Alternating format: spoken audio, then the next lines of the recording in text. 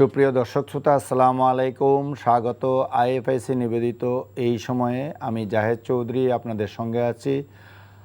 আজ আমরা আলোচনা করব সমসাময়িক বিভিন্ন গুরুত্বপূর্ণ বিষয় নিয়ে। আজকের দিনের সবচেয়ে গুরুত্বপূর্ণ বিষয় আমরা সবাই জানি যে ইরানে মার্কিন ও ইসরায়েলি হামলার প্রেক্ষাপটে মধ্যপ্রাচ্য জুড়ে যে যুদ্ধ পরিস্থিতি বিরাজ করছিল সেটা 15 দিনের জন্য সাময়িকভাবে স্থগিত হয়েছে এবং স্থায়ী যুদ্ধবিরতির জন্য দুই পক্ষ আলোচনায় বসতে সম্মত হয়েছে। এটা আজকের দিনের সবচেয়ে বড় ঘটনা, খুবই স্বাভাবিকভাবে।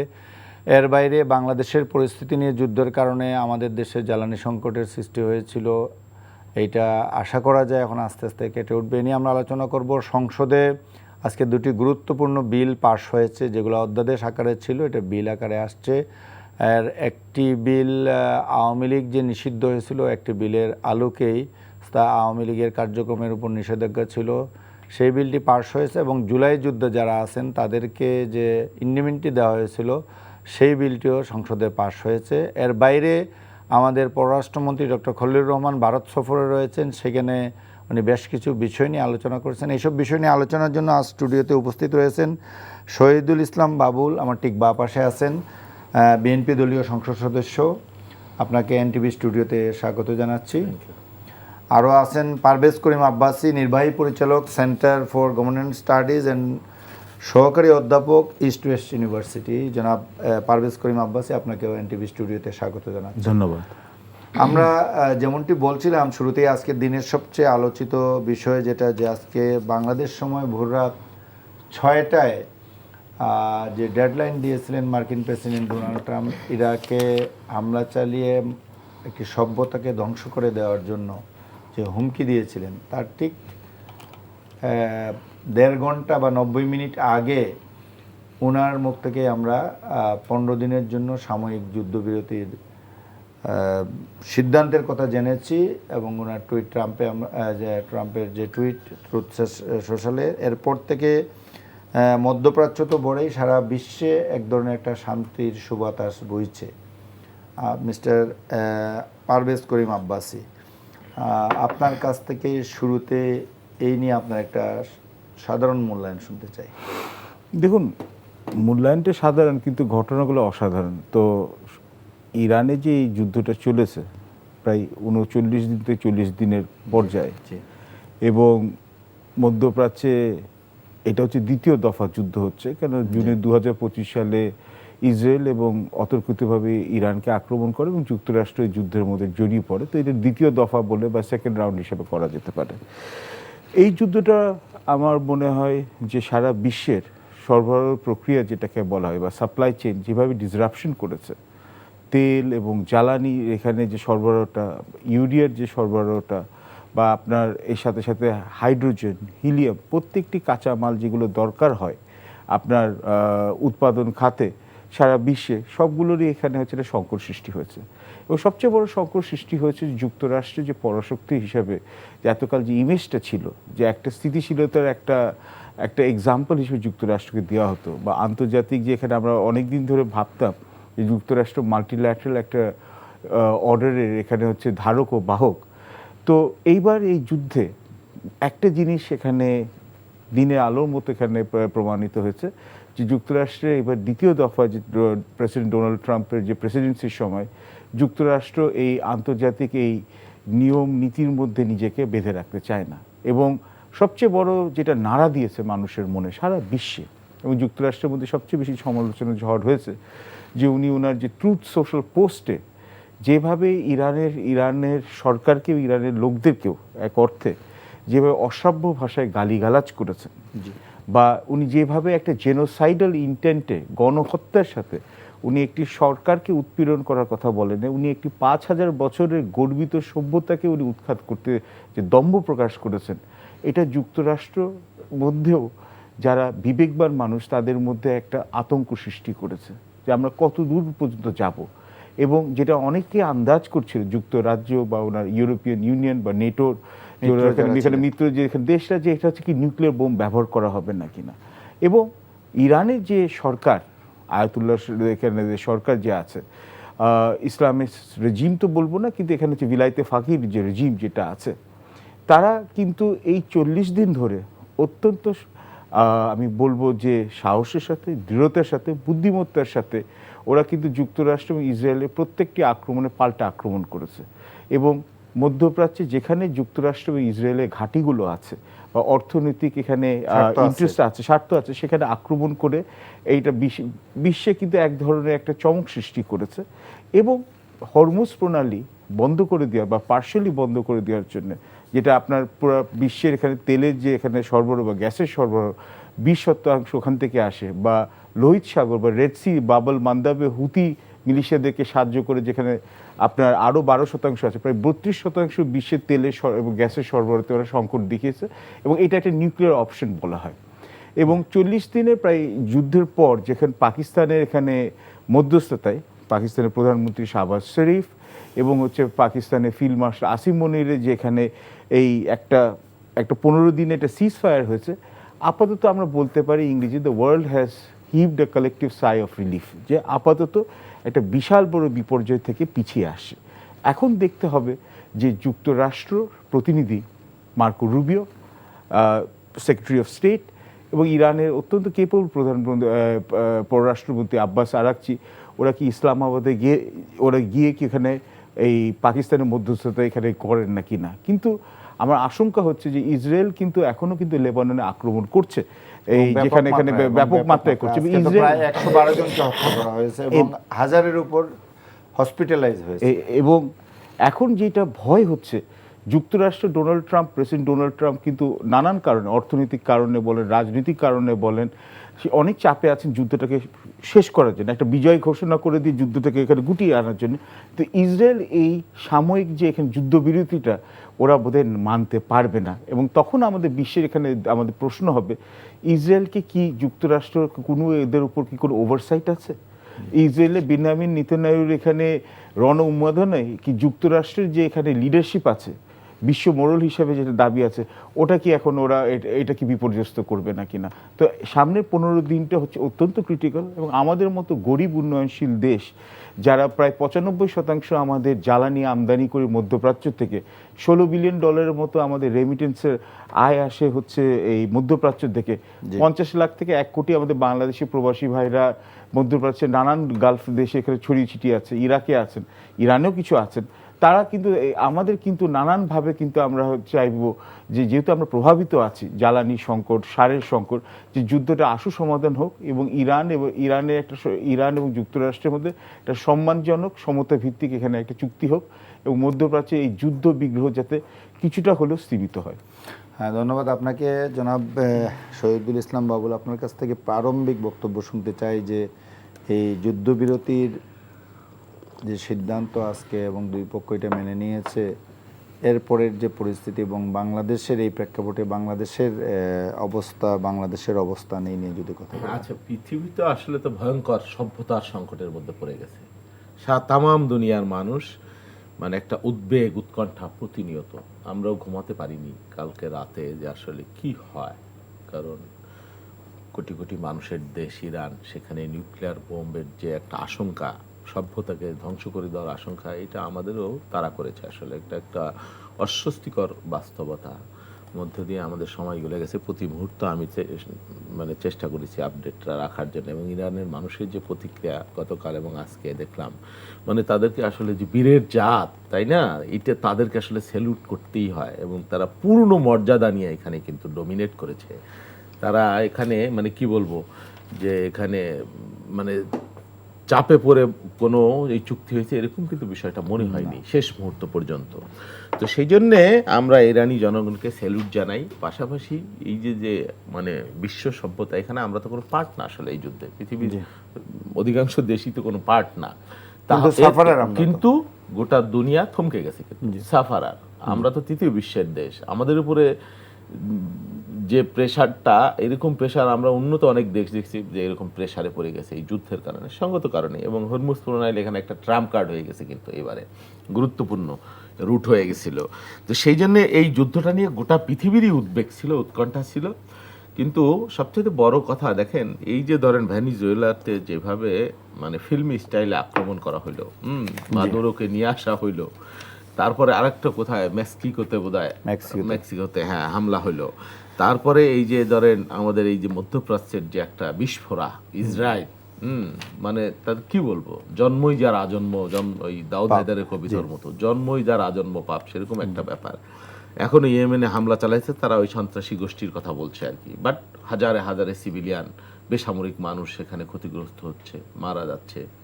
তো এই যে যুদ্ধবাদ একটা রাষ্ট্র, অথচ দুর্ভাগ্যজনক যে গোটা আরব বিশ্ব তাদের ভূমিকা কোথায়, বিশ্ব বিবেক কোথায়, কোথায় ভ্রাতৃত্ব, কোথায় ইসলামী উম্মা, কোথায় মুসলমান, কোথায় মানুষ, কিচ্ছু নাই দুনিয়ায়। যে জোর যার মুলুক তার, মানে বন্দুকের জোর, মারণাস্ত্রের জোর যার আছে, পৃথিবী তার দিকে। এখানে মানে এই একবিংশ শতাব্দীর এই জায়গায় এসে এটা মানবাধিকার যেভাবে লঙ্ঘিত হচ্ছে, এইটা আমাদের জন্য, আমরা আসলে দর্শক ছাড়া তার কিছুই না। হ্যাঁ, এখানে নিয়তি প্রকৃতির দিকে তাকিয়ে ছাড়া মানুষের তো আর কিচ্ছু করার নেই। এই পাগলকে যে থামানোর মতো কোনো মানুষ দুনিয়ায় নাই কিছু বলার, এটাই হলো আমাদের জন্য দুর্ভাগ্যজনক আর কি। যাই হোক, সেটা একটা বিষয়, কিন্তু এর যে আফটার ইফেক্ট বা রানিং ইফেক্ট, এটা তো মানে মারাত্মক প্রভাব বিস্তার করছে আমাদের তৃতীয় বিশ্বের দেশের উপরে। হ্যাঁ, যদিও এটা আমাদের কোনো দায় নাই, কোনো কিছু নাই, এমনিতেই আমাদের নানাবিধ সংকট আছে, হাম টাম নানান ধরনের রোগ শোক, আমাদের রাজনৈতিক সংকট। হ্যাঁ, সবেমাত্র একটা গণতান্ত্রিক সরকার, একটা নির্বাচিত সরকার যাত্রা শুরু করছে, এই মুহূর্তে এই আঘাত, এটা নিশ্চয়ই আমাদের জন্য খুবই একটা, এর ফল এখনই শেষ হয়ে যাবে না, এটা আফটার ইফেক্ট থাকে, স্বাভাবিকভাবে থাকবে। জনাব পারভেজ করিম আব্বাসী, আপনার কাছে আবার একটু আসতে চাই যে এই যুদ্ধের এখন যে স্টেজে আছে, আপনি যেমনটি বলছেন আপনার আলোচনায় যে আমেরিকা এটা থেকে সরে যেতে চাচ্ছে, কিন্তু ইসরায়েল আদৌ সরবে কিনা এটা নিয়ে সন্দেহ রয়েই গেছে। আজকে তাদের ভূমিকা, বিশেষ করে লেবাননে তারা যে পর্যায়ে আক্রমণ করেছে, এবং লেবাননটা ইনফ্যাক্ট তারা একটা অংশ তো তারা দখলেই নিয়ে রাখছে, এবং তাদের নতুন করে এই যুদ্ধের সময় তাদের ল্যান্ড ট্রুপস নতুন করে লেবাননে ইন করেছে, আমরা এটা সবাই জানি, দেখেছি। তো আপনি কি মনে করেন যে এই যুদ্ধের পরে মার্কিন প্রশাসনে, মার্কিন সরকারে এইটার কোনো প্রভাব পড়বে এই ইরান যুদ্ধের ইয়েতে, যতটুকু হয়েছে তাতে? দেখুন, প্রভাব কিন্তু অলরেডি পড়ে গেছে। এটার জন্য সবচেয়ে বড় উদাহরণ হচ্ছে যে ডেমোক্রেটরা অনেকে আছেন যারা এখন, যাদেরকে বলা হয় যে লেফট লিনিং ডেমোক্র্যাটস, এর মধ্যে আপনার জোরান মামদানি আছে, তারপর আমাদের ইলহান ওমার আছেন, তারপর আলেকজান্ডার ওকাসিয়া কোর্টেজ আছেন, যারা হাউস অফ রিপ্রেজেন্টেটিভসে এই ইসরায়েল যুদ্ধের আমি বলব মানে হচ্ছে যে তীব্র সমালোচনা করে যাচ্ছে। New York Times, Washington post, আপনি তো জানেন, প্রবীণ বয়োজ্যেষ্ঠ সাংবাদিক, CNN পর্যন্ত, এরা কেউই কিন্তু এখানে ট্রাম্পের এই যুক্তরাষ্ট্রের যুদ্ধটাকে কিন্তু কোনো মতেই একটা পজিটিভ কভারেজ দেয় নাই।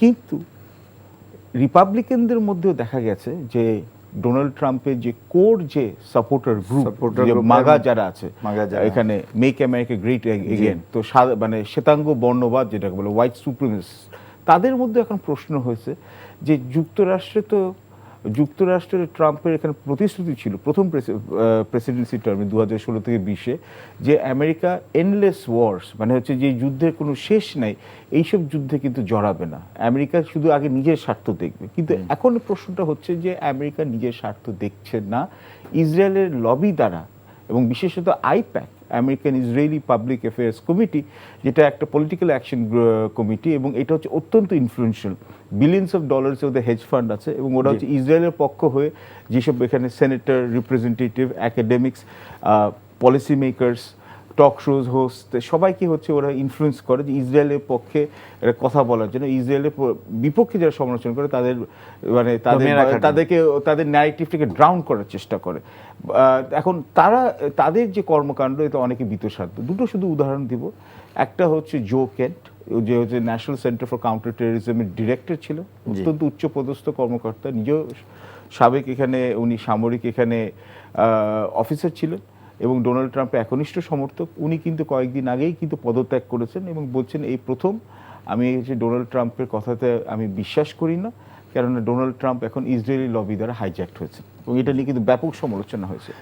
আপনি যে মাগা গ্রুপের কথা বলছেন, তার মাগা গ্রুপের মধ্যেও তো শার্প ডিফারেন্স অফ অপিনিয়ন আমরা দেখেছি। জেডি ভান্স একদিকে দীর্ঘদিন উনি বলা যায় যে এই যুদ্ধের পুরোটা সময় জুড়ে উনি অনেকটা চুপচাপ ছিলেন এবং ইভেন প্রাইমারিলি যখন ফেব্রুয়ারির শুরুতে 6 তারিখে মোস্ট প্রবাবলি যখন নেতানিয়াহু ভিজিটে গেলেন ওইখানে খুবই এক্সক্লুসিভ মিটিং করলেন, বলা হয় যে ওইখান থেকেই ফাইনাল প্ল্যানিংটা চূড়ান্ত করা হয়েছিল।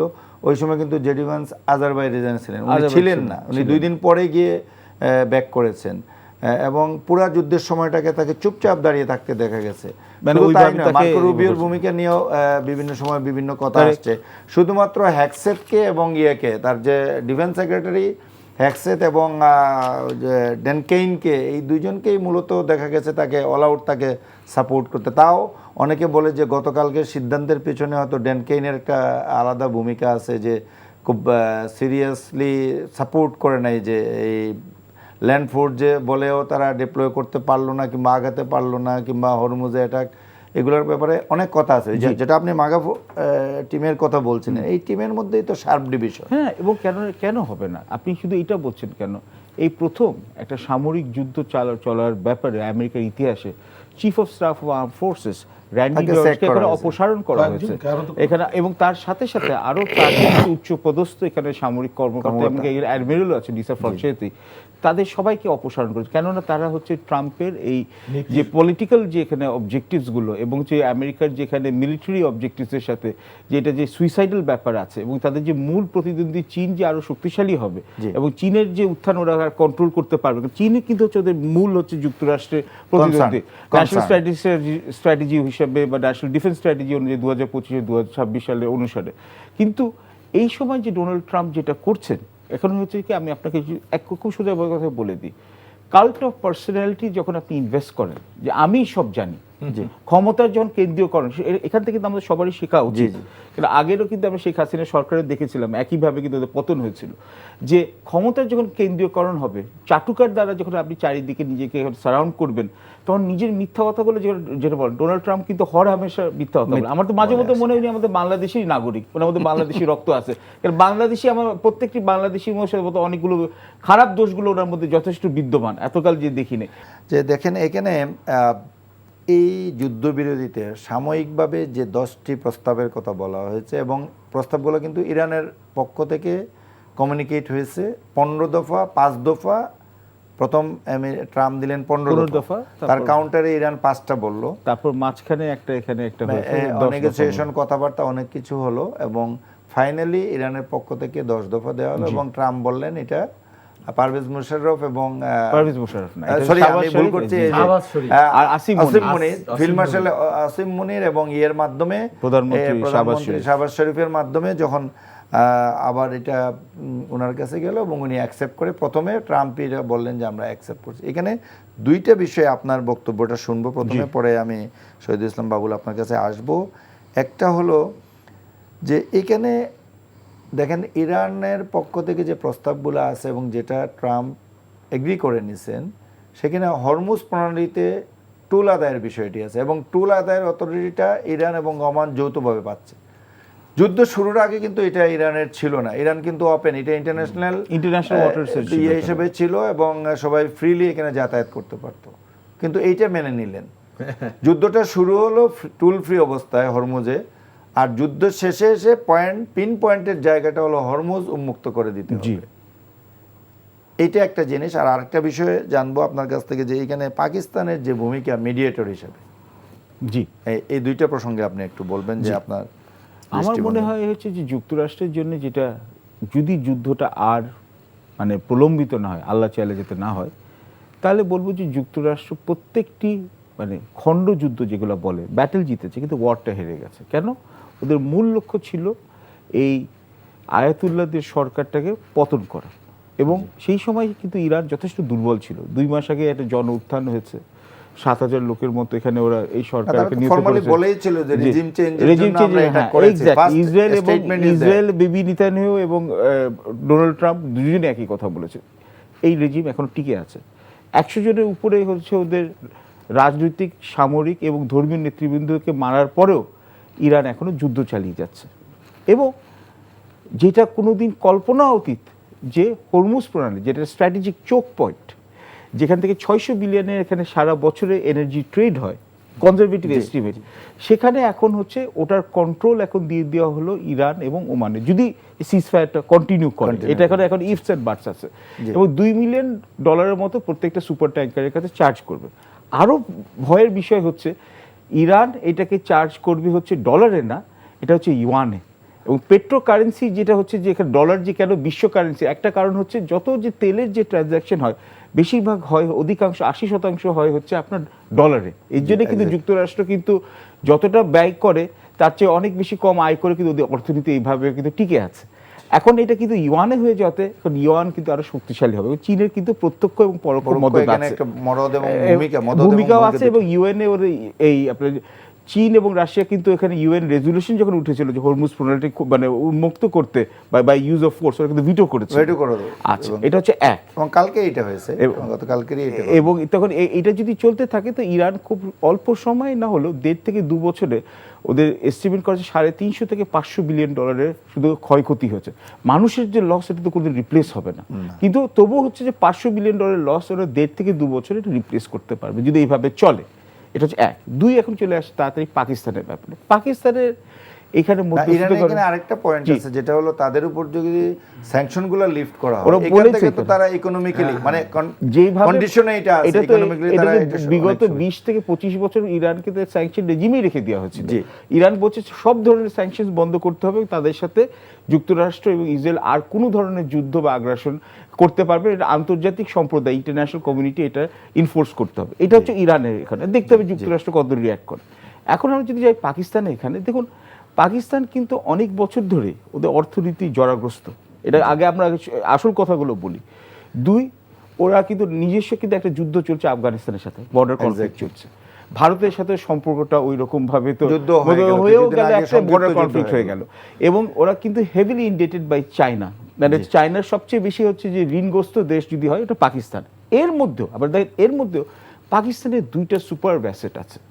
এক হচ্ছে ওদের ডিপ্লোম্যাটস, ওয়ার্ল্ড ক্লাস ডিপ্লোম্যাটস। এটা হচ্ছে ওদের শত্রুরাও স্বীকার করে যে ওদের অত্যন্ত সীমিত সম্পদে ওরা কিন্তু অদ্ভুত নেগোসিয়েশন করতে পারে, আজ থেকে না, বহু বছর ধরে। এবং দুই হচ্ছে যে পাকিস্তানের আর্মি, যে সেনাবাহিনী যেটা আছে, এবং আর্ম ফোর্সেস এবং ফরেন পলিসির মধ্যে একটা সিনক্রোনাইজেশন আছে। এটা ভালো আছে, খারাপও আছে, কিন্তু আমি এখানে আপাতত বলি। এবং যুক্তরাষ্ট্র এবং চীন 2টা প্রতিদ্বন্দ্বীকে বহু বছর ধরে পাকিস্তান তার ভৌগোলিক অবস্থানের জন্য ওদেরকে একসাথে ওরা মেনটেন করতে পেরেছে। এবং আরেকটা জিনিসের জন্য পাকিস্তান ইনভলভ হতে হলো, কেননা আগে যে আর্মি চিফ ছিলেন রাহিল শরীফ, তার আমলে কিন্তু এই আপনার সৌদি আরব এবং পাকিস্তানের মধ্যে একটা প্রতিরক্ষা চুক্তি এখানে স্বাক্ষরিত হচ্ছে, ডিফেন্স এগ্রিমেন্ট।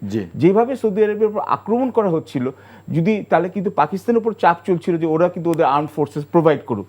কিন্তু এটা কিন্তু পাকিস্তানের জনগণের প্রতি এটা অত্যন্ত অপ্রিয়, কারণ আমরা আরেকটা জিনিস ভুলে যাই যে পাকিস্তানের 15 থেকে 20% জনসংখ্যা হচ্ছে শিয়া, যেটা হচ্ছে আপনার 4.5 থেকে 6 কোটি পর্যন্ত এখানে আমরা ধারণা করে, বা 8 কোটিও হতে পারে। তো এই শিয়া জনসংখ্যা যেটা আছে তাদের মধ্যে কিন্তু ইরানের প্রতি ওদের কিন্তু সিম্পাথি আছে। এবং এই একমাত্র জায়গা মধ্যপ্রাচ্যে কোথাও হয় নাই, ভারত আর বাংলাদেশে হয় নাই, এই আমেরিকান এখানে কিন্তু এমবেসির সামনে 9 জন পাকিস্তানি কিন্তু নিহত ভেরি ফার্স্ট ডেতে। এবং এটা কিন্তু দুর্ভাগ্যজনক। কিন্তু এখন কথা হচ্ছে যে পাকিস্তানও কিন্তু এবং জানে যত তাড়াতাড়ি হরমুজ প্রণালী এই সিজটা এখানে খুলবে, তাহলে ওদেরও যেখানে কিন্তু জ্বালানি যে সংকটটা আছে, সব দিক দিয়ে কিন্তু পাকিস্তান তার স্বার্থটা দেখেছে। এবং আন্তর্জাতিক সম্প্রদায়ের এখানে কিন্তু সবাই কিন্তু অস্ট্রিয়া, আজকে আপনি দেখবেন যে ওদের যে চ্যান্সেলর, যে এখানে প্রেসিডেন্ট, উনিও কিন্তু বলেছে যে পাকিস্তান এখানে অত্যন্ত ভালো একটা ভূমিকা পালন করেছে। এখন দেখতে হবে যে পাকিস্তানে এই উদ্যোগটা যেটা নিয়েছে, এবং তার সাথে সাথে ইজিপ্টও নিয়েছে, টার্কিও নিয়েছে, 3টে রাষ্ট্র আছে। এবং ওদের এই ইনিশিয়েটিভে ইসরায়েল যাতে স্যাবোটাজ না করে, কেন আমার মনে হয় যে খোদ ডোনাল্ড ট্রাম্পও চাইছেন এই যুদ্ধটা একভাবে হোক, একটা ঘোষণা করে দিতে, কারণ সামনে ওনার মিড টার্ম ইলেকশন আছে নভেম্বরে।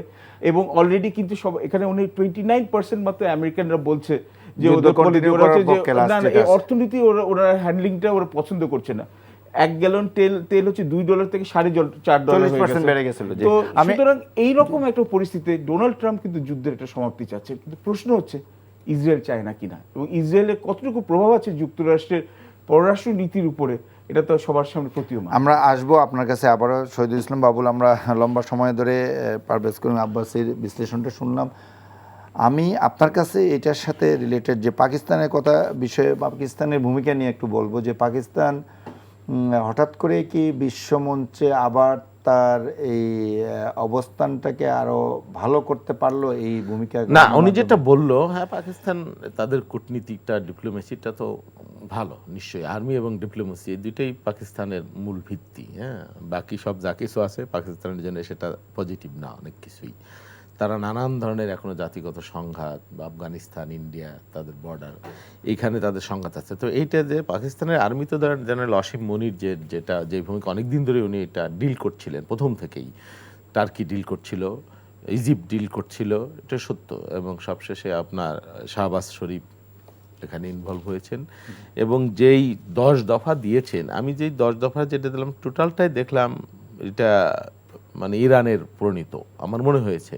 বিশেষ করে নিষেধাজ্ঞা প্রত্যাহার, হরমুজ প্রণালীর নিয়ন্ত্রণ, ভবিষ্যতে আর বিনিময়ে নিউক্লিয়ার পাওয়ার নিউক্লিয়ার না অ্যাক্টিভিটিসটা তারা ফার্দার এনহ্যান্স করবে না, এই একটা ছাড়া আর তো মানে বলা যায় যে বাকি সবগুলো, এটা তো তারা বলছে, আমরা কখনো এটা বলিনি যে আমরা নিউক্লিয়ার পাওয়ার, এটা তো ফরমালি তো এটাই বলেছে, স্ট্যান্ডটা তো এটাই। এখন ধরেন 7 ডেজ এটা পৃথিবীর জন্য অন্য যারা উদ্যোগ নিচ্ছে প্রত্যেকেই নিজ নিজ, কারণ প্রত্যেকের অর্থনীতির উপর একটা বিরাট প্রেশার হয়ে গেছে। এখন আমাদের বাড়তি হলো হরমুজ প্রণালী, এখন আবার টোল দিতে, আগে টোল দিতে হইতো না। হ্যাঁ, এইটা একটু মরার উপর খাড়ার ঘা আর কি। এবং দেখেন এই যুদ্ধের ক্ষতি আলটিমেটলি দুনিয়ার মানুষের কাছ থেকে কিন্তু তারা তুলে নিচ্ছে প্রকারান্তরে। এইভাবে তারা তুলে নিবে। আমেরিকা হয়তো মিডল ইস্ট কান্ট্রিগুলোতে আবার অ্যান্টিসেপ্টর বিক্রি করবে, এয়ার ডিফেন্স সিস্টেম বিক্রি করবে, এবং এই ঘটনা ধ্বংস হয়েছে ওগুলো আবার এখানে পুনর্নির্মাণ করবে, ভালো ব্যবসা করার সুযোগ এবং এটা এই সৃষ্টি হবে। যুদ্ধ খেলার, যুদ্ধ না হলে তো অস্ত্র বিক্রি, অস্ত্র ব্যবসা জমবে না। এখন প্রত্যেকেরই এখন সামরিক বা প্রতিরক্ষা বা অস্ত্র এগুলো কেনার শক্তি বৃদ্ধি করার প্রচেষ্টাও থাকবে সাধারণত। এই যুদ্ধের পৃথিবী, যুদ্ধের দুনিয়া, যুদ্ধের দামামা, নিজের আত্মরক্ষা, সমস্ত মানে প্রতিরক্ষা বাজেট সব জায়গায় বাড়বে। তো এটাই হচ্ছে যেটা হবার, সেটাই হচ্ছে। আরেকটা জিনিস আপনার আলোচনার মাঝখানে আমি একটু বলি যে পাকিস্তান অনেকটা স্মার্টলি বলা যায়, কালকে যখন সিকিউরিটি কাউন্সিলে ভোটাভুটি হচ্ছিল তারা অ্যাবস্টেন ছিল, তারা মিডিয়েটর হিসেবেই মনে হয়েছে, এটা আরো ক্লিয়ার হলো যে তারা কৌশলগত কারণেই তারা এটা অ্যাবস্টেন ছিল। ঠিক আছে, আপনি যেটা বলছিলেন। হ্যাঁ, তো এখন আমি এখানে আরেকটা বিষয় আপনার মাধ্যমে শুরু করতে চাই যে বাংলাদেশের জ্বালানি সংকট যে অবস্থায় ছিল, এইটা সরকার এই 39 দিনের যুদ্ধে সরকার যেভাবে মোকাবেলা করেছে এবং বাস্তব চিত্র, এটা নিয়ে যদি আপনি একটু বলেন। আর আমাদের প্রবাসী কর্মী নিয়ে আপনার কাছ থেকে শুনবো যে আমাদের প্রবাসী কর্মী, বিশেষ করে আমার নির্বাচনের এলাকায় অনেক হাজার হাজার, সবচেয়ে বেশি, হ্যাঁ, বিশেষ করে মিডল ইস্টে। তো কি ইমপ্যাক্ট করতে পারে, একটা বিরাট বিপর্যয় কিন্তু আছে। যদিও গত মাসে প্রবাসী রেমিটেন্স একটা হাইয়েস্ট রেকর্ড হয়েছে। এটাকে তো আবার অন্যভাবে বলা হয় যে অনেকে তার গুটিয়ে আনার জন্য এটা ফাইনাল রেমিটেন্স পাঠিয়ে দিচ্ছে, হতে পারে কেউ কেউ বলছে। না, ফাইনাল রেমিটেন্স পাঠিয়ে দিচ্ছে বিষয়টা এরকম আমার জানা মতে, যত যার সাথে কথা হয়েছে কেউই চূড়ান্ত। আর এমনিতে রমজান কিংবা কুরবানির ঈদের হয় বেশি, ঈদের কারণে হতে পারে, সেটা হয়েছে। এটা একটা ভালো অ্যাচিভমেন্ট এই ইসের মধ্যে আর কি, দামামার মধ্যে যুদ্ধের।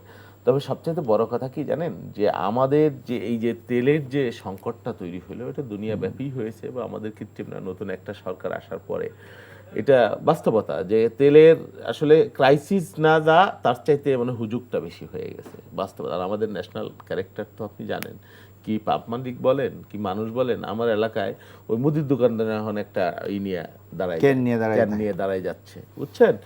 এটা আমি পরীক্ষা করে দেখছি। লাইন আছে, কৃষকরা বিদ্যুৎ চায়, এই ডিজেল চাচ্ছে, কিন্তু প্রকৃত কৃষক অনেক সময় সাপারার হচ্ছে। দেখেন, আমি প্রত্যেকটা পাম্প আপনি যদি কোয়ার করেন, দেখবেন তাদের যে সাপ্লাই বিগত যে কোনো সময়ের চাইতে সাপ্লাইটা বেশি। তাহলে হঠাৎ করে কি আমার ইটা বেড়ে গেল? মানে কি বলবো, ওই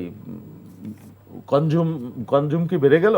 বাড়েনি তো, বাড়ার তো কোনো কারণ নেই, গাড়ি তো কারণ নাই। হ্যাঁ, তাহলে কি কারণে এটা হচ্ছে? হয়তো পাম্প মালিককে মজুত করছে বা অসৎ উদ্দেশ্যে সেখান থেকে নিয়ে বেশি দামে বিক্রি করার জন্য এই ব্যবস্থা করছে, এটা এবং একটা উদ্বেগ তো আছেই।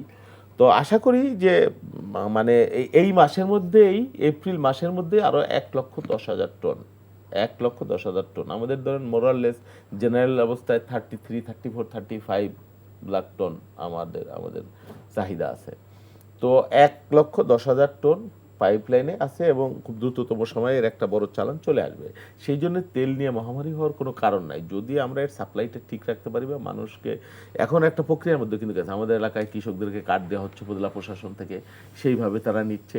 এবং মানে দেখেন এত কিছুর মধ্যেও একটা নতুন সরকার তেলের দামটা কিন্তু বৃদ্ধি করে নাই। হ্যাঁ, এটা না করার কারণে হয়তো আপনার মূল্যস্ফীতিটা কন্ট্রোলে আছে অনেক জায়গাতে। আপনি যে বলে যে একটা চাপ নিতে হয়েছে, কিন্তু বিভিন্ন জায়গায় এটার সুবিধাটা সরকার কিংবা দেশবাসী পেয়েছে, পেয়েছে। আপনি যদি তেলের দাম 20 টাকা আজকে বাড়াই দেন, তেলের দেখবেন এই মজুদ টজুদ যাচ্ছিল সব মার্কেটে এসে যাবে, কিন্তু তখন কিন্তু আর চাহিদা, কিন্তু ওই যে মানুষের উপর চাপ ইনফ্লেশন পড়বে, ইনফ্লেশন তো বেড়ে যাবে সর্বত্র। সেই জন্য সরকার এটা করে নাই, সরকারকে বিরাট চাপ নিতে হচ্ছে, অর্থনীতির উপর চাপ পড়তেছে বিরাট। সেই জন্য মানে একটা গণবান্ধব সরকার হলে যেটা হয়। তবে আপনি যেটা বলেছেন পাম্পে বিভিন্ন লাইন আছে, এটা তো আমরা দেখছি, এটা তো অস্বীকার করার কোনো উপায় নাই। এটা অনেকটা আসলে মানে এটা তৈরি করা। আমার ধারণা এটা সময়ের সাথে সাথে, এবং কালকে যে কন্ট্রাক্টটা হলো যুদ্ধবিরতির, আমি মনে করি এক ধাপে তো তেলের দাম নেমে গেছে। আমি দেখলাম সকালে এটা সাথে সাথে 10% 14% এরকম নিউজ আসছিল, নেমে গেছে। এবং মানুষের উৎকণ্ঠা যদি না থাকে, আমার মনে হয় না এটা বিরাট সমস্যা হবে। জনাব আব্বাস, এই দুইটা বিষয় ছোট করে আপনার কাছ থেকে একটু শুনে আমরা ভিন্ন প্রসঙ্গে যাব, যেটা হলো পাকিস্তানের ভূমিকা, মানে আমাদের এখানে প্রবাসী কর্মীদের উপর যে কি প্রভাব পড়বে, আর জ্বালানি নিয়ে যেটা হলো, মানে এটা আসলে কেন হলো এতটুকু, এখানে কি আপনি একমত শহীদুল ইসলাম বাবুলের সাথে নাকি? অংশে কেন, এটা তো আমাদের নবনির্বাচিত সরকারের কোনো দোষ না। কেউ তো, উনি তো বিএনপি সরকার তো বলেন ডোনাল্ড ট্রাম্পকে তুমি আক্রমণ করো, বা ইরানকেও বলে না এটা হচ্ছে যে এক্সোজেনের শখ। কিন্তু এখানে একটা জিনিস বলবো, আমরা সবাই এই সরকারকে চাইছি যে অনেক বছর পর আমাদের গণতন্ত্রের যে ব্যত্যয় ঘটেছে, একটা নির্বাচিত সরকার আসছে, নির্বাচিত বিরোধী দল আসছে, সংসদ বসছে, আমরা একটা প্রাতিষ্ঠানিক গণতন্ত্র আমরা আশা করি রূপরেখা। তো 90 দিনের মতো যেটা বলে হানিমুন পিরিয়ড সবাই সরকারকে দিতে চায়, এর মধ্যে বেচারা সরকার এত ঝামেলার মধ্যে ফেসে গেছে, আর আমাদের তো প্রচুর ভিতরের সমস্যা আছে। কিন্তু আমি একটা জিনিস বলবো, এটা আমি আপনার প্রোগ্রাম থেকেই বলি, এবং আমার মনে হয় সরকারের যে ব্যক্তিগত এখানে যেখানে উচ্চপদস্থ নীতি নির্ধারকরা আছেন, ওনারা এটা মাথায় রাখবেন যে এটা হচ্ছে ইনফরমেশন কমিউনিকেশনের যুগ।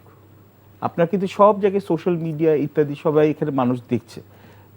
যারা পদস্থ আছেন, যারা সংশ্লিষ্ট কর্তৃপক্ষ আছেন, তারা কিন্তু তাদের শব্দ চয়নে কিন্তু অত্যন্ত সতর্ক হতে হবে।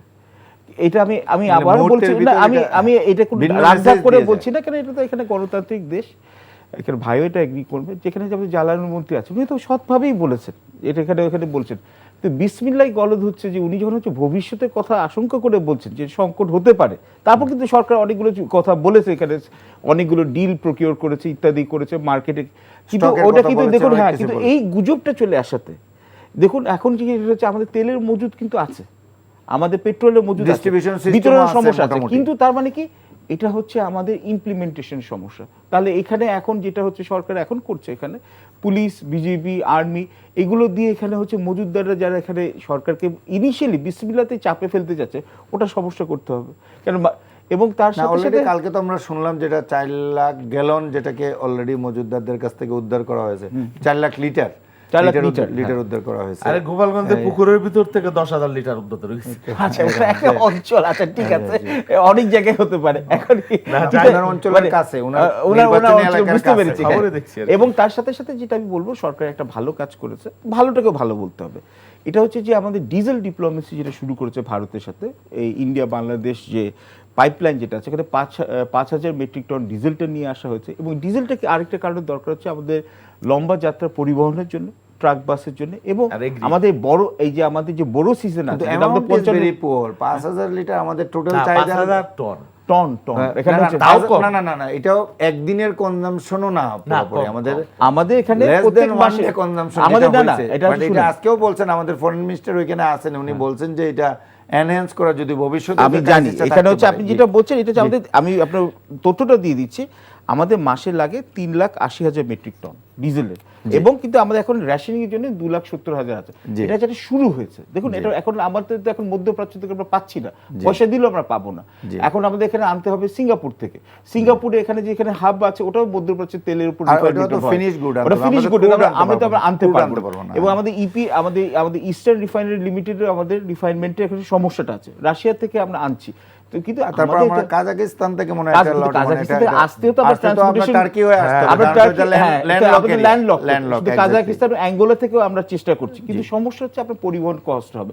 আপাতত এখন আপদকালীন এখানে এটা কভার দিবা, কিন্তু আমাদের পরে যেটা আমাদের চিন্তা করতে হবে, এটা সরকারের জন্য বলবো, যে আমাদের নবায়নযোগ্য যে এখানে যে আমাদের জ্বালানি আছে, রিনিউয়েবল এনার্জি, এবং আমাদের অফশোর হাইড্রোকার্বন এক্সপ্লোরেশন, যেটা হাসিনা সরকার আমরা একদম বন্ধ করে দিয়েছিল কুইক রেডি রেন্টাল পাওয়ার প্ল্যান্টের জন্য, এগুলোতে বিনিয়োগ করতে হবে দীর্ঘমেয়াদী।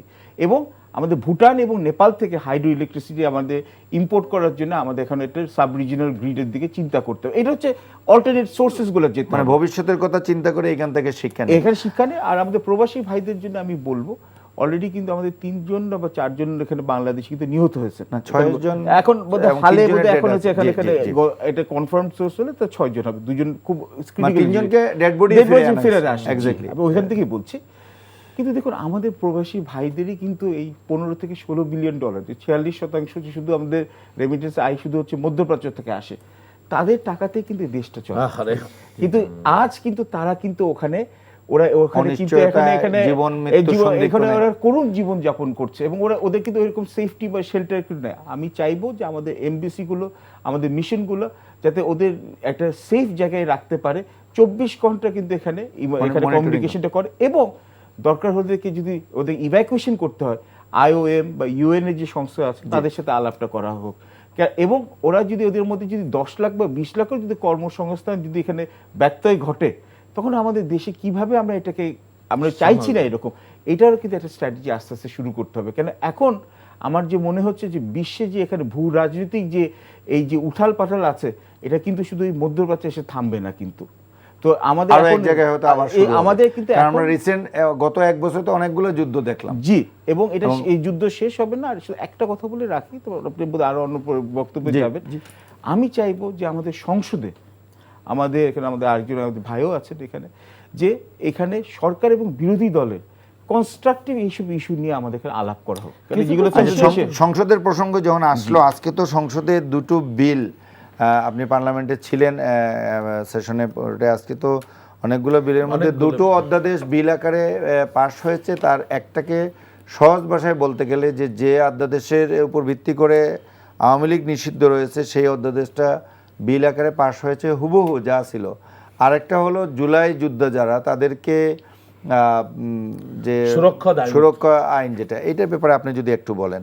হ্যাঁ, এটা আমার তো দর্শক আমাদের শ্রোতাদেরকে। আমাদের জুলাই চার্টারের আমাদের কমিটমেন্টের মধ্যেই আছে। জুলাই চার্টার যে আমরা তৈরি করেছি, সেই কমিটমেন্টের মধ্যে ছিল যে জুলাই আন্দোলনকে কেন্দ্র করে যে ঘটনা ঘটেছে, আহত নিহত যেটাই হয়েছে, এটাকে একটা দায় মুক্তির যে অধ্যাদেশ ছিল সেটাকে আজকে আইনে পরিণত করা হলো, এবং এখানে কোনো কারো কোনো আপত্তি ছাড়া। আর সন্ত্রাসবিরোধী অধ্যাদেশ সংশোধন বিল যেটা, সেটা তো ছিল, এটা আওয়ামী লীগেরই করা ছিল এই অধ্যাদেশটা। জি। দেখেন ওই যে কি বলে না, যে তোমারে বধিবে যে গোকুলে বাড়ি শেষে, সেই সেটা তাদের আইনে তাদেরকে হ্যাঁ, এটা হলো। যাই হোক, তো কিন্তু এটা চূড়ান্ত কোনো কিছু না। আইনের মধ্য দিয়ে, বিচারের মধ্য দিয়ে যদি তারা বের হয়ে আসতে পারে, তো তাদের রাজনীতি চিরকালীন জন্য নিষিদ্ধ হয় নাই। হ্যাঁ, আরো অনেকগুলো বিল, যেটা ওই বিশেষ নিরাপত্তা, যেটা স্পেশাল সিকিউরিটি ফোর্স, সেটাও সংশোধন হয়েছে। তারপরে বঙ্গবন্ধু বা বলা হয়েছে, আইনটার নাম বঙ্গবন্ধু আর কি, বঙ্গবন্ধুর পরিবারের সদস্যদের যে নিরাপত্তা বিল, হ্যাঁ, সেটা অধ্যাদেশ করে বাতিল করা হয়েছিল, সেটাকে মানে চূড়ান্তভাবে অনুমোদন করা হয়েছে। চূড়ান্তভাবে অনুমোদন সহ আরো বেশ কয়েকটি অধ্যাদেশ। এগুলা মানে কি বলবো, 2টা সেশন সংসদে যারা থাকেন তারা জানেন, সকাল 10টা থেকে এখন শুরু হয়। সকাল বিকাল 2 সেশনে এমনকি বসে শুক্রবারেও অধিবেশন, সেশন কারণ বসবে বলা এই হচ্ছে। 30 দিনের মধ্যে এই অধ্যাদেশগুলা পাস করতে হবে। পাস করতে হবে। সেই জন্য অথবা বাতিল হয়ে যাবে, অটোমেটিক বাতিল হয়ে যাবে, অনেকগুলো বাতিল হয়ে যাবে। সেই জন্য তো মানে বেশি সময় লাগছে। প্রত্যেক মেম্বাররাই সংসদে অংশগ্রহণ করছেন, বা দলের পক্ষ থেকে বলা হয়েছে যে দ্রুততম সময়ে অধ্যাদেশগুলো যাতে আমরা শেষ করতে পারি আর কি। জনাব পারভেজ করিম আব্বাসী, এই বিষয়ে যদি আপনি কিছু বলতে চান। ছোট করে বলবো যে ঠিক আছে, এটা তো আসলে এই জুলাই চার্টারের ব্যাপারে যে মূল যে রাজনৈতিক দলগুলো কিছু নোট অফ ডিসেন্ট বাদে মোটামুটি তো একমত ছিল। তো এখানে কনস্ট্রাকটিভ একটা এনগেজমেন্ট হচ্ছে, এবং সরকারি দল বিএনপি এবং বিরোধী দল জামাত, এনসিপি আর যারা যে ইন্ডিপেন্ডেন্ট এমপি আছে, মোটামুটি এটার ব্যাপারে একমত আছে। এবং এগুলাকে যেটা আমরা আমাদের ভাষায় বলি লো হ্যাঙ্গিং ফ্রুটস, এটার ব্যাপারে সবার ঐক্যমত্য আছে। ক্রিটিক্যাল ইস্যুগুলো হচ্ছে যে আমরা যে এই আপদকালীন সংকটটা পড়লাম, আমরা এখন কিন্তু মনে করছি যে যুদ্ধ শেষ হয়ে গেল, সব শেষ। কিন্তু ভাই কিন্তু এখানে কিন্তু ঠিকই বলেছেন, আমাদের কিন্তু মূল্যস্ফীতির উপরে, আমাদের খাদ্য উৎপাদনের উপরে, আমাদের এখানে আমাদের এখানে যে বেকারত্বের হার কমানোর জন্য, বা আমাদের যে 21% পুরো এখানে 18 কোটি দেশে দারিদ্র সীমানার নিচে আছে, এবং বিএনপিতে এটা কমিটমেন্টও আছে, বিরোধী দলও এখানে তাদের ম্যানিফেস্টোতে দিয়েছে যে আমাদের এনসিপি, এইগুলোকে নিয়ে করার জন্য আমরা কিন্তু এখন গঠনমূলক আলোচনা দেখতে চাই এবং এটা ইমপ্লিমেন্টেশনটা দেখতে চাই। কেন দেখুন, গণতান্ত্রিকভাবে নির্বাচিত সরকারের প্রতি, গণতান্ত্রিক নির্বাচিত সাংসদদের প্রতি আমাদের কিন্তু প্রত্যাশা অনেক বেশি। তো আমাদের প্রত্যাশা যাতে প্রতিফলন ঘটাতে পারে, আমরা কিন্তু ওই রকম বাস্তব আলোচনা দেখতে চাই। এবং আমি বিরোধী দলকেও বলবো যে এখন কিন্তু এটা নাজুক সময়, জুলাই চার্টার নিশ্চয়ই ইমপ্লিমেন্টেড হবে, কারণ এখানে জুলাই নালেতে আমাদের 1400 যে শহীদ আছে জুলাই অগস্ট 2025-এ, তাদের কিন্তু আমি বলবো যে তাদের বলিদানটা এখানে শহীদ শাহাদাতটা এখানে বিতা যাবে। কিন্তু এখন কিন্তু একটা নাজুক পরিস্থিতি যাচ্ছে, ফ্র্যাজাইল একটা সিচুয়েশন আছে। এখন কিন্তু রাজপথে নামার কিন্তু সময় না। আমরা বাংলাদেশের জনগণ চাইবো সংসদে বসে সুন্দর মতো এখানে সমালোচনা আলোচনা দরকার হলে সরকারকে কঠিনভাবে সমালোচনা ধুয়ে দেন, কেন এটা হচ্ছে যে সংসদে এখানে হচ্ছে গণতন্ত্রের রীতি, কিন্তু গঠনমূলক আলোচনা হোক। এবং সরকারও যথেষ্ট, আমি বলবো প্রধানমন্ত্রী জনাব এখানে তারেক রহমান এখানে কিন্তু এখানে he has set a nice president, unique president. উনি কিন্তু হি ইজ রেসপেক্টফুল।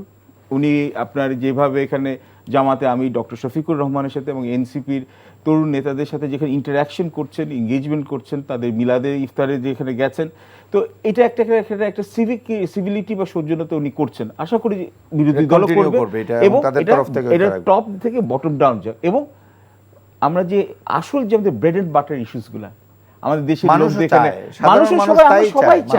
আমরা সবাই চাই, এবং এটা হচ্ছে এই অস্থিতিশীলতা, এই কথায় কথায় হচ্ছে মব ভায়োলেন্স, এই যে এখানে হচ্ছে যে লোক নেমে গেল এবং এখানে হচ্ছে যে রাস্তাঘাট বন্ধ হয়ে গেল, আরেকটা বিষয় ছোট করে আলোচনা করতে চাই, খুব একটা সময় নেই আমাদের, মিনিট 3 সময় আছে, যেটা হলো আমাদের পররাষ্ট্রমন্ত্রী এই মুহূর্তে ভারতে অবস্থান করছেন, এবং আপনি জানেন যে আজকে তার কাউন্টার পার্ট ভারতের পররাষ্ট্রমন্ত্রী মিস্টার জয়শঙ্করের সাথে তার বৈঠক হয়েছে, এবং বৈঠক শেষে দুই দেশই স্টেটমেন্ট ইস্যু করেছে। এর মধ্যে মৌলিক যে বিষয়গুলো আসছে, যে হাদি হত্যাকারী যে 2 জন ভারতে ধরা পড়েছে তাদেরকে ফিরিয়ে দিতে ভারত রাজি হয়েছে, এটা বাংলাদেশের তরফে স্টেটমেন্টে আছে। এটা আর আরেকটা হলো বাংলাদেশের তরফে আবেদন জানানো হয়েছে, কিন্তু এটা রেসপন্স জানা যায়নি, যেটা হলো যে শেখ হাসিনা এবং আসাদুজ্জামান কামাল যাদেরকে এখানে মৃত্যুদণ্ড দেওয়া হয়েছে তাদেরকে ফিরিয়ে দেওয়ার দাবি বাংলাদেশের পক্ষ থেকে স্বরাষ্ট্রমন্ত্রী। এর বাইরেও অন্যান্য ইস্যুগুলো আসছে এই আলোচনা দ্বিপাক্ষিক এই ইয়ের মধ্যে। তো এইখানে ইন্ডিয়ান তরফ থেকে যেটা বলা হয়েছে, তাদের ইন্ডিয়ান ভিসা, বিশেষ করে চিকিৎসা ভিসা এবং ব্যবসায়ী ভিসা, এই দুটো তারা খুব সহজে তাড়াতাড়ি ইউজ করে দিচ্ছেন। আর নতুন সরকারের সাথে তারা সম্পর্ক উন্নয়নে কিংবা জোরদারের ব্যাপারে তারা একটা তাদের আগ্রহের কথা জানিয়েছেন। আর ওই ডিজেল নিয়ে, সার নিয়ে ইন্ডিয়ান মানে সাপোর্ট চেয়েছে বাংলাদেশ, এই সমস্ত বিষয় নিয়ে আলাপ আলোচনা হয়েছে। আর লাস্ট আরেকটা কথা আমি বলতে চাই, যখন দিল্লিতে বাংলাদেশের পররাষ্ট্রমন্ত্রী অবস্থান করছেন, ঠিক সেই সময়ে সীমান্তে আমাদের একজন বাংলাদেশিকে ভারত হত্যা করেছে। এই পুরো জিনিসটা নিয়ে যদি আপনি 1 মিনিটে একটু বলেন। এখন হচ্ছে আমাদের প্রতিবেশী হচ্ছে ভারত, এটা তো এখানে অস্বীকার করে লাভ নেই, এবং আপনি আপনার প্রতিবেশী পরিবর্তন করতে পারবেন না। 1, 2, ভারতও এখানে হচ্ছে বিগত 2 বছরে ওদের একটা মনস্তাত্ত্বিক পরিবর্তন হচ্ছে। যে বিএনপি আগে অস্পৃশ্য ছিল, যে বিএনপির সাথে এখন তারা হচ্ছে তাদের এখন হচ্ছে আশা ভরসা হয়েছে, এবং এমনকি জামায়াতে ইসলামীর সাথেও কিন্তু আমরা দেখলাম এক ধরনের না, পুরোপুরি ধরনের যোগাযোগ। এটা মানে কোনো এখানে রয়টার্স এখানে কোনো না, কেন করবে না? ওরা তো ওদের স্বার্থের জন্য সবার সাথে এঙ্গেজ করবে। তো এখন তার মানে হচ্ছে এই আওয়ামী লীগের থেকে বাইরে বের হয়ে আসে আপদকালীন। এবং 2 হচ্ছে আমরা ঠিকই আছে, যথার্থ আছে, বিএনপির এখান থেকে যেখানে পররাষ্ট্রমন্ত্রী গেছেন জনাব ডক্টর খলিলুর রহমান, উনি কিন্তু এখানে আমাদের যে আগের যে সরকারের যে দাবি ছিল সেই ওই দাবিগুলো এখানে ফর্মালি নিয়ে আসা হয়েছে। হাদির এখানে কিলারদেরকে এখানে প্রত্যাবর্তন করা এবং শেখ হাসিনার এক্সট্রাডিশনের কথা। তার মানে হচ্ছে যে বিএনপি ইজ অলসো কমিটেড যেখানে এখানে মানুষের যে জন আকাঙ্ক্ষা আছে ওটা ওখানে বাস্তবায়ন করা হবে না কিনা এটা পরের জিনিস। এবং ভারত যদি সত্যিকারের অর্থে বাংলাদেশের সাথে একটা দৃঢ় এবং এটা আমি People to mutual people respect relation relationship যেটা বলা করতে হয় চাই, বারবার। তাহলে মিউচুয়াল রেসপেক্ট রাখতে চায় এবং করতেও চায়, এমন না যে পুরোপুরি করতে চায় না। কিন্তু ভারতে অ্যান্টি বাংলাদেশ কার্ড খেলা হয় পশ্চিমবঙ্গ নির্বাচনের সামনে আসছে এখানে, এবং আসামের জন্য এবং আমাদের এখানেও অ্যান্টি ইন্ডিয়া কার্ড খেলা হয়, দুটো দেশেই করা হয়, কম আর বেশি। কিন্তু ভারতে একটা জিনিসের জন্য ভারত বাংলাদেশের সম্পর্ক এখানে আমি বলবো দৃঢ় ভিত্তি এখানে স্থাপন করা যাচ্ছে না, এটা হচ্ছে বর্ডার কিলিং। 2015 থেকে 2025-এ আমি যদি ডেটা দেখি, আমাদের 307 জন বাংলাদেশি এখানে বেসামরিক এখানে আমাদের লোককে জনগণ হত্যা করা এখানে নিহত হয়েছে, হয়েছে। নিরীহ তাহলে মানুষকে হত্যা করা গড়ে হয়েছে। প্রত্যেক বছর 30 জন করে মারা যাচ্ছে। লিথল ফোর্স ইউজ করার কিন্তু এখানে আমাদের এগ্রিমেন্ট আছে যে আমরা বিজেপি মানে বর্ডার গার্ড বাংলাদেশ এবং বিএসএফ করবে না, কিন্তু বিএসএফ শুট এট সাইট করে। তো বিএসএফ এর উপর দিল্লির কি ক্ষমতা নেই? আমার এই একটা প্রশ্ন প্রশ্নটা এখানে আছে। এবং যদি দিল্লি চায়, নয় দিল্লি চায় বাংলাদেশের সাথে সুসম্পর্ক স্থাপন, আমরাও চাই ওদের সাথে, কে চাই প্রতিবেশীদের বিভেদ করে থাকতে, কিন্তু আমাদের আমাদের বর্ডার এলাকাতে আমাদের এই killing নিরীহ টা বন্ধ মানুষদের করতে এখানে স্মাগলিং এর নামে এইভাবে কিলিং করাটা বন্ধ জনাব করতে শহীদুল হবে। ইসলাম বাবুল, আপনার কাছ থেকে 1 মিনিট শেষ। তার আগে ওই যে আগের প্রসঙ্গে 10 সেকেন্ড বলে নেই, শুনেন, অনেক তো যুদ্ধ হলো, অনেক লড়াই হইলো, অনেক আন্দোলন হইলো। এখন আসলে আমাদের দেশ গড়ার সময়, সকলে মিলে আমরা একটা সুন্দর পার্লামেন্ট, সাবরিন পার্লামেন্ট জনগণের উপরে নির্বাচিত হয়েছে, অনেক রক্তের বিনিময়ে, অনেক আত্মত্যাগের বিনিময়ে একটা ইউনিক পার্লামেন্ট, যেখানে গুমের মানুষ আছেন, গুমের পরিবারের মানুষ আছেন, জেল ফেরত মানুষ আছেন, মানে এমনভাবে ক্ষতিগ্রস্ত হয় এমন মানুষ কম আছে এই পার্লামেন্টে, প্রত্যেকেই দেশপ্রেমিক। তো সেই জন্য সরকারি দল বিরোধী দল দুইটাই একটা মানে কি পাখির ডানার মতো, কিন্তু একটা ছাড়া একটা ছাড়া না। এই পার্লামেন্টকে আমরা অনেক ডিবেট করব, তর্ক করব এবং সব কিছু দেশের পক্ষে করব। আর আমরা ধ্বংস চাই না, আর আমরা হত্যা চাই না, আর আমরা লুণ্ঠন চাই না। আমাদের সময় শেষ করতে যাচ্ছে আর কি। জি, আর শেষ যেটা বলতেছিলাম, ওই যে ইন্ডিয়া বাংলাদেশ সম্পর্ক 10 সেকেন্ডে বলে দেই। ইন্ডিয়া বাংলাদেশ, ওই যে উনি যেটা বললো, প্রতিবেশী বদলানো যায় না। ইন্ডিয়া একটা বৃহৎ দেশ, আমরা আমাদের অধিকার চাই, আমাদের সম্মান চাই, প্রভুসুলভ আচরণ আর না। ইন্ডিয়া যে ফেল করেছে এখানে তার কূটনীতি, এটা তো আমি বিশ্বাস করি তারাও বুঝতে পেরেছে। এই 1.5 মাসে কোনো কিলিং হয় না, আজকে একটা দুর্ভাগ্যজনক লালমনিরহাটে কিলিং হয়েছে, তারা দুঃখ প্রকাশ করেছে। এবং আমি বিশ্বাস করি যে তাদের সাথে ট্রেড এগ্রিমেন্ট, অনেক কিছুতে আমাদের একটা বন্ধুত্বপূর্ণ সম্পর্ক, যেটা তাদেরও প্রয়োজন, আমাদেরও প্রয়োজন। আমরা বৈরিতা চাই না, আমরা বন্ধুত্ব চাই, মর্যাদা চাই, এবং এর মধ্য দিয়েই এই সম্পর্কটা এগিয়ে নিতে চাই। আপনাকে অসংখ্য ধন্যবাদ জনাব পারভেজ করিম, আপনাকেও ধন্যবাদ জানাচ্ছি আজকের এই অনুষ্ঠানে যোগ দেওয়ার জন্য। সুপ্রিয় দর্শক শ্রোতা, এতক্ষণ আপনারা অতিথিদের বক্তব্য শুনলেন। শুভরাত্রি, আল্লাহ হাফেজ।